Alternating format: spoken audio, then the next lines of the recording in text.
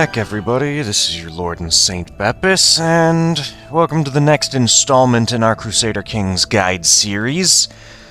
I'm gonna be putting this probably in a different playlist, because this is a little bit less than a beginner, and it's also, this is a little bit more advanced than beginner stuff, and it's in a different save file as well. I'm gonna be talking about the administrative government today. This one. Right over here. Alright, so, first things first, this is my personal save file, where I'm playing as Rome. So, if you see anything weird, just know, it's because it's my personal save file. But hopefully, nothing too weird will be in here, only the usual CK3 weirdness, you know. Like marrying your sister, that kind of weirdness. So anyway, I'm gonna read out a little bit of this, but the whole point about administrative is that it's supposed to represent, like, the leftover bureaucracy from the old Roman Empire. Or if you're in the East out here in China, it's supposed to represent the bureaucracy from China. Oh, they're doing pretty well for themselves, aren't they? Anyway, there's a lot of things to note, but the most important thing to note is Treasury and Influence. You gain 2 new currencies, compared to the previous ones. They are all up here as well. You have Treasury right here, which is the government funds, and you have Influence, which is a representation of how much sway you personally hold in both government and other things. In addition to the usual. Your income, your monthly income, it takes, I believe it's an 85% cut. And the 85% goes to the Treasury. And you keep whatever's left over. I think that's what it is.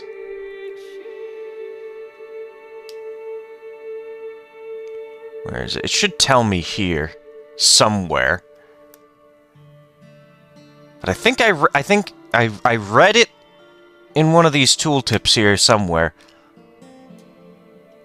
Is it to Treasury? Yep, here it is. Administrative. 85% of your income goes to the Treasury. And your Treasury will hold this.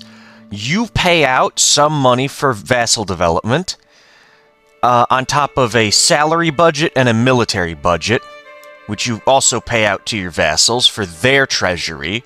If they don't have a treasury, it'll just go straight into their pockets. In addition to the other things. Core positions, amenities, stuff like that. The treasury also is used for funding some other stuff. We'll get into that a little bit later, but I'll want to keep on to the influence side. Not the influence side, the currency side. Something's wrong with me today. But you gain influence from your estate. Talk about that soon. I'm gaining some from the Augustus trait, which means I'm the ruler of Rome. I gain +1 from my domain, and landed house members also give me +1 opinion per landed house member, as long as they have opinion that is high enough opinion of me. There's also different levels of influence, going all the way up to Imperious. Each one increases political scheme success chance by 5%.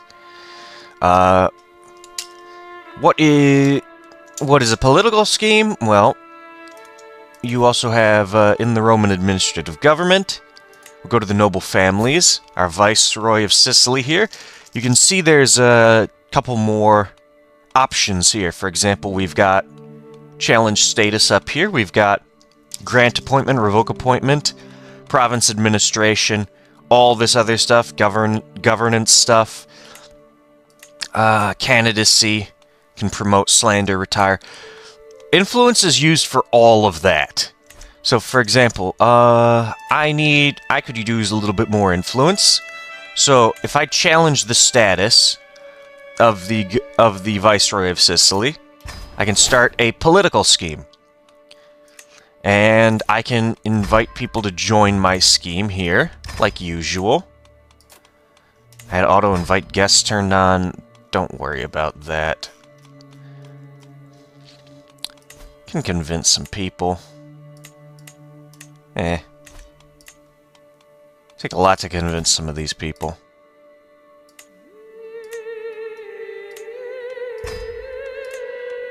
We're just doing this for fun. And if we, oh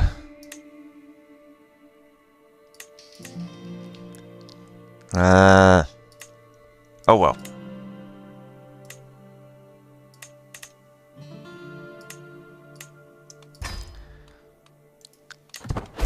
But if you do that, and we unpause here. Yep. We unpause here. Can I finish my sentence without getting interrupted? Anyway, also for the homage event, you also gain treasury instead of just straight gold. But if we unpause here, it will increase this scheme up. Once you execute, you get influence. An artifact. No thank you. I don't want it. We also got a plague in here right now. Don't worry about it. But if we let this run for a little while...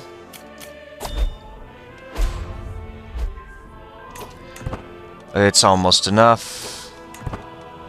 Come on. Okay. No. He's apostolic. Oh yeah, he revolted against me. Why didn't I revoke?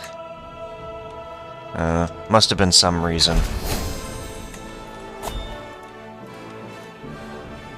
I gotta find a new guy for here. Armenia?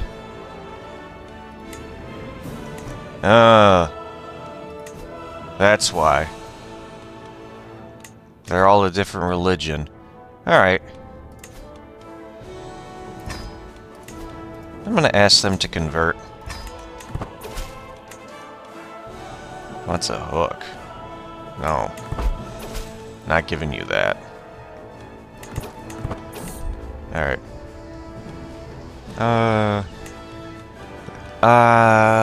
It's at 95% now. Execute the scheme. And we got 145 influence from that. And their house rating reduced by 5%. That's another thing to talk about. I'll get to that soon. But that's how you get influence. That's also how you reduce the standing of other houses. These noble houses that are in your realm, you have the powerful families here. They control a portion of your land. You only have 5 of them at any given time. By default, we are the most powerful house. Mostly because we are the imperial house.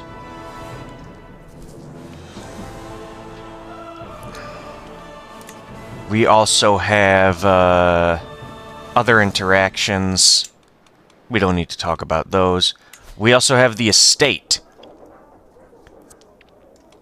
Huh. Why are they in prison? Oh, these guys also revolted. They just have their family. I suppose that's something to know about too.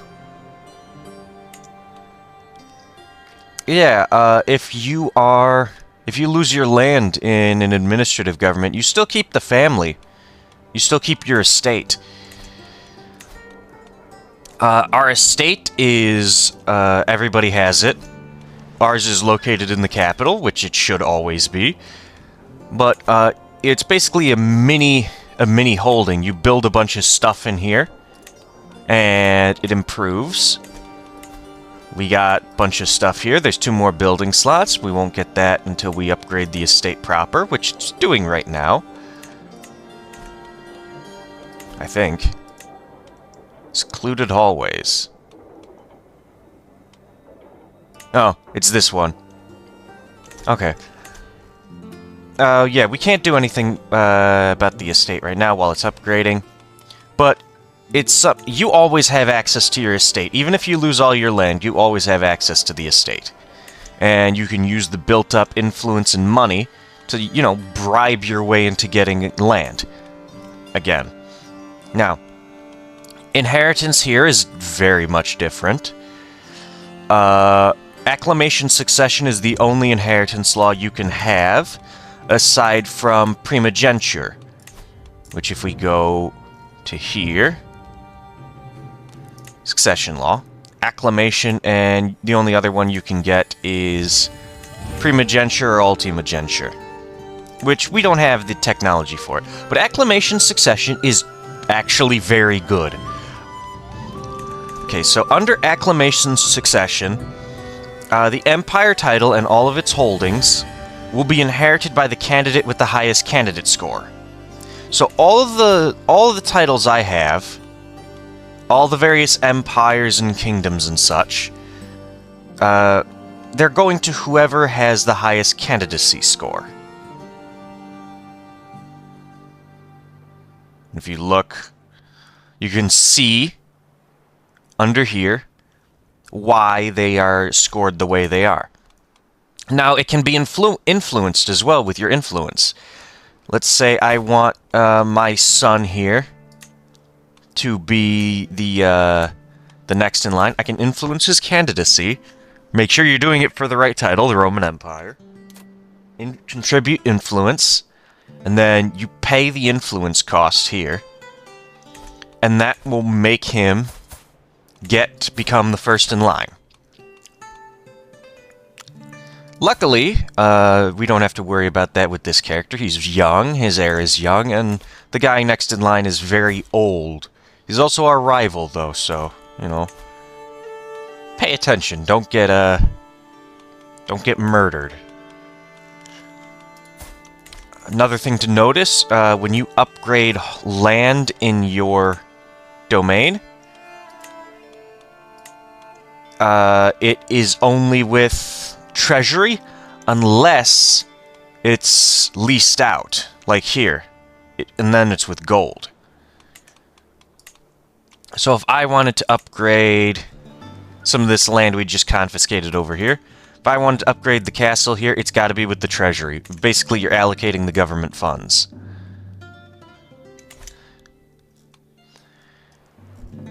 So, what's next? What do I need to talk about? Oh, yes. You can add money to the Treasury at any time for any reason with no downsides. It'll take your personal money and put it in the government funds. But if you take money from the Treasury, it will give you malices. If you click on the Treasury window, it will show you your Treasury budget. Right now, I have mine set in this particular way. Mostly so I still make a large amount of money, while at the same time fulfilling most of the requirements for my governors. Now, if we did this and just allocated 5% more, we'd start to see a trend where we'd start to lose a lot more money. Or if we did something like this, brought this up to medium, or dropped it down, whatever you do with this, just know your allocation also affects opinion. 30 is normal. 30 is normal. I have it a little higher than normal. 35. I think 50 is where people want it to be, at 55. And depending on various factors and all that,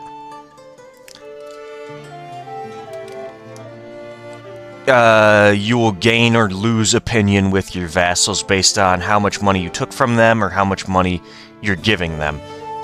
But also something to note, unallocated. it goes directly to your treasury income. And you can spend that however you want to, basically. It also takes more from, if you allocate more money, it takes from your personal income as well. But let's say we were to take over the Kingdom of Aquitaine right here. And they turn into administrative government. They will actually go into unallocated. And once you enact the new budget, then they will go into getting the benefits and all the other stuff from the Treasury. And you'll start getting taxes and allocating money from and to them as well. But they have to be administrative for it. Otherwise, you don't get the bonuses. What else do I need to talk about? Oh yes, Governor. There's a new trait. You get, let's see if somebody has it here. These guys are new, I just reappointed them. Governor. Basically, it's a new trait you get while serving underneath the top liege. Basically, shows how good you are at governing land. Maxes out at 4, gives you +1 to almost every trait, and +2 influence per month. I was going to try and get it on this guy, but my previous character died. He had the governor trait. But what you can do is you can go to characters, and if you have the... you can't do it with a child, I suppose.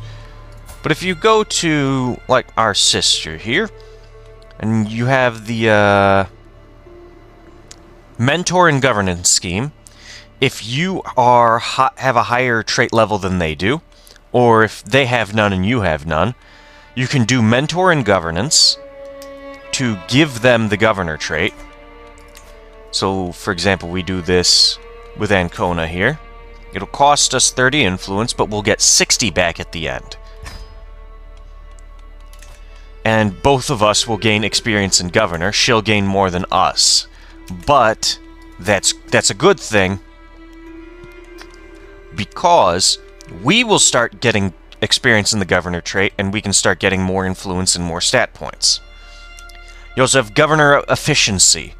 This starts at a base of -100, and based on your stats, your education, your estate, and various other factors. For example, there's another one in here where you can bolster the governance of somebody. And it can also be undermined.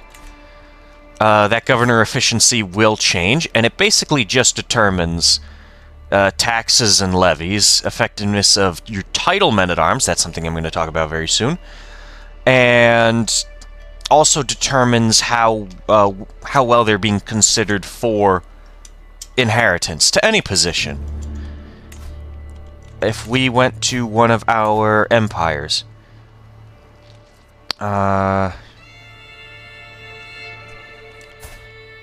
he doesn't have, he does have governor at level 4. That also contributes into here. I believe it's under... Does it not contribute? I thought it contributed. Well, it helps contribute because it boosts up your skills. We'll leave it at that. I thought it gave you an extra bonus. Yeah, I know all that. Let's see here. Yes, title men-at-arms. Your men-at-arms are different.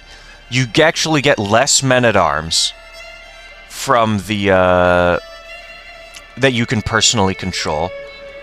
These are my personal men-at-arms, but you also unlock provincial men-at-arms, which are based on your treasury income, and they are based on your titles.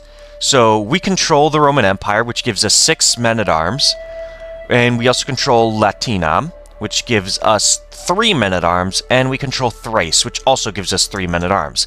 And if you look at this map mode, you can see the amount of men-at-arms that our vassals have from their titles. Mostly around 200 to 300. Some of them are higher, some of them are not, some of them don't have any.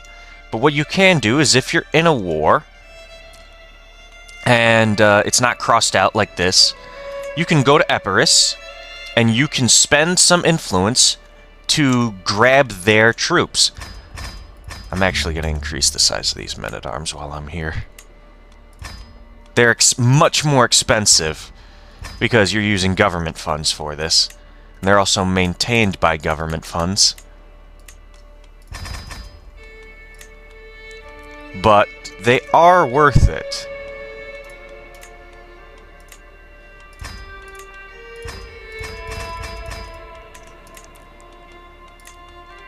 Because, well, you can actually get more from title men. You can actually get more title men-at-arms than you would be able to get normally, normal men-at-arms.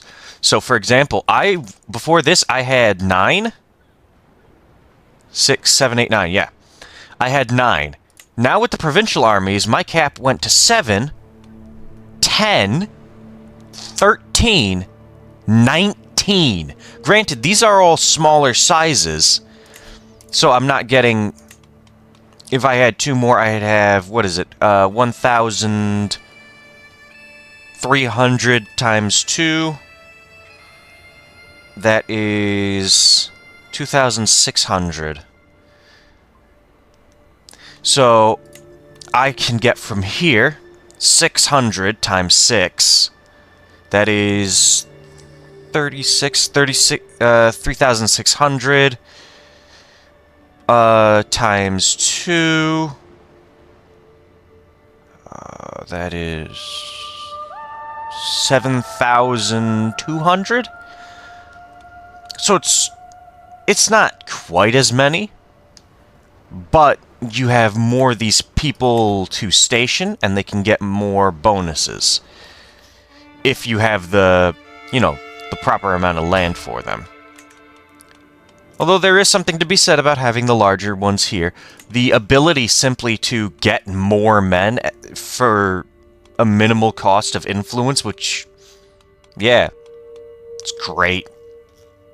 And you can also see the breakdown here. For example, the province of Cephalonia right here. They got 2,050. Where are they?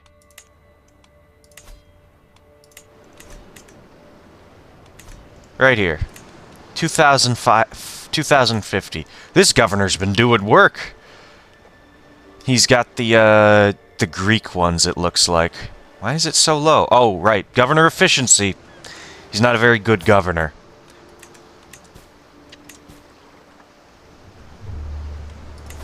His administration is military? Ah. Epirus. Epirus is his liege. We can even... Oh, I did not know that. We can actually... We actually can't get his title men-at-arms. I don't think. Can we? I'm still learning a little bit more about the, the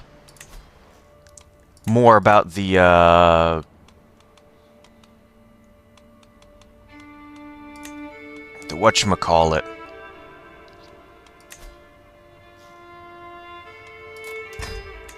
I'm still learning more about how this whole thing works. The administrative system. But if we open this back up, yeah, I don't think I can request title men-at-arms from kings.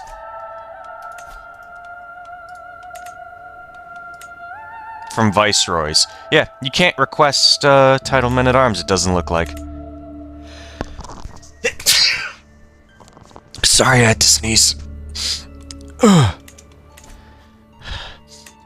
Hope I covered the mic so it didn't explode everybody's eardrums. But other than that, you also gain the bureaucracy laws. Massive increase to vassal limit. It allows you to get tributaries as well. It also restricts governors from waging war against external and internal foes. Basically, the only way they can get more land is to scheme for it. There's a scheme where you can get more land. Candia. Oh. I hold that title, really. I did not know that. Oh. Make him a viceroy, might as well. I like splitting it up like that. Splitting it up into little kingdoms, especially when I'm this big. All those duchies would be a pain in the ass, and then there would be endless civil war. Alsace, though. Yeah, that's part of East Francia. Huh. Anyway, there's a couple of other things to talk about. War, you have county expansion and naval county expansion. It's just a province expansion. It costs you a little bit of influence. Because we're Rome, we have the Restore Imperial Province, CB. I don't know why, but if you're Rome, and you are... What do you call it?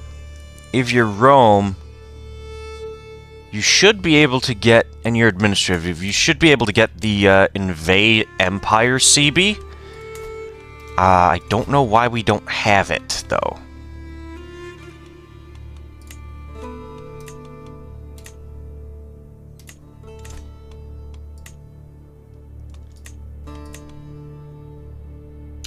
I don't know why we don't have it.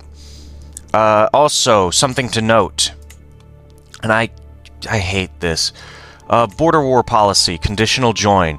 It's always active. We cannot change it to guaranteed protection as a hegemony.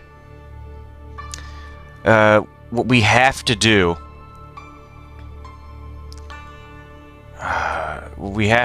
is our realm size need to be 160 or less than 160. It's not. It's like 400. And we can't be a hegemony. Otherwise, my vassals can be directly attacked. I can join, however, if the war lasts at least a year. So, there's that. But I also can just go back and, you know, take these pieces of land that they took back from me. I'm gonna go for Shirvan first. Probably once this episode ends. Yeah, that's basically it, though.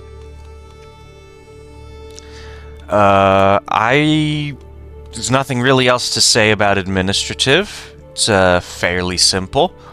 You get more bonuses for putting your living family members, and they don't really rebel against you as much because they can get elected themselves. And there's also inspection. I forgot to mention that. It's a new type of activity.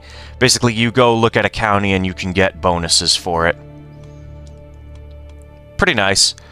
Chariot race, that is a cultural thing because we have Roman ceremonies. I ought to have that running. Don't have enough money. Oh yeah, and when traveling, you hire based on Treasury as well. But planning the activity is based on your personal funds. So, I will see you all in the next episode. Haven't quite figured out what I want to talk about yet. Maybe I'll talk about... maybe I'll talk about struggle. Start a game down here in Spain. Talk about the struggle mechanics. You have the Iberian and the Iranian struggle. So... I'll talk to you guys about that in the next one, I guess. Ooh, look at Ireland. I will see you all in the next episode, though, so stay tuned and goodbye.